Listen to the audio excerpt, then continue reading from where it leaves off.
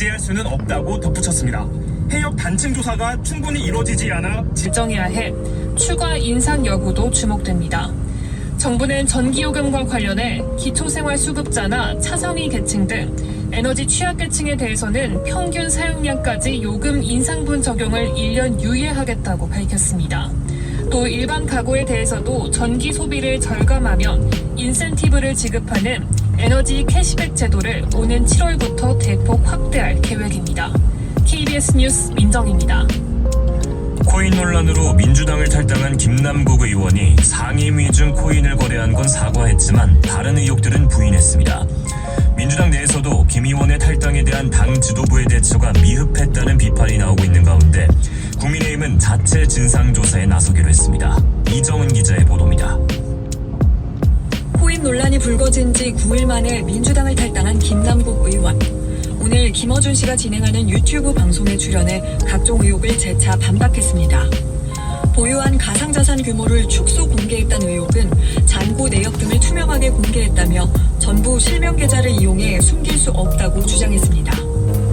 미공개 정보 이용 의혹에 대해서도 코인업계의 말단 직원조차 만난 적 없다고 부인했습니다. 다만 상임위가 열릴 때 코인 거래를 한 것에 대해선 죄송하다고 사과했습니다. 민주당은 어제 쇄신 의원총회를 열었는데 이 자리에선 김 의원 탈당과 당 지도부의 대응에 대한 비판이 잇따랐습니다.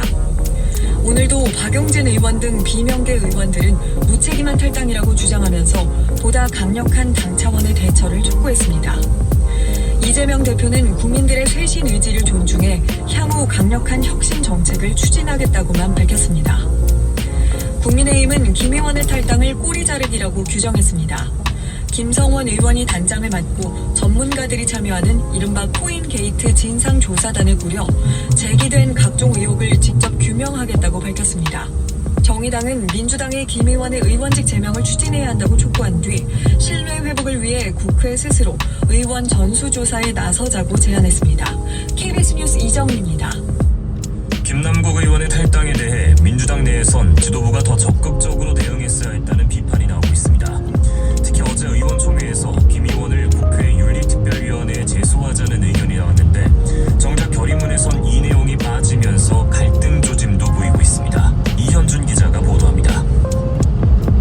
전당대회 돈봉투 의혹에 대해 사과한 지 한 달 만에 두 번째 대국민 사과를 한 이재명 대표. 이 대표의 사과에도 지도부 대응을 놓고 당 안팎의 비판이 커지고 있습니다.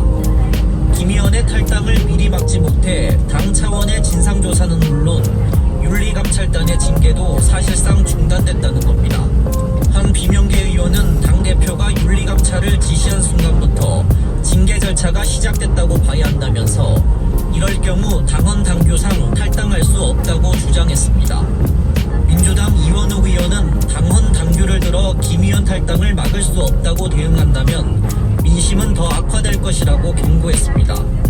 특히 어제 의원총회에서 김남국 의원에 대한 국회 윤리위 제소 요구가 있었는데도 정작 결의문에서 빠진 걸 두고 비판이 쏟아졌습니다. 일부 의원들은 이재명 대표의 의중이 반영된 것이라고 주장했습니다. 이에 대해 민주당은 사실이 아니라고 밝힌 뒤 김남국 의원의 윤리위 제소에 대해 이견이 있는 사람도 있어 좀 더 논의하기로 한 것이라고 설명했습니다. KBS 뉴스 이현준입니다.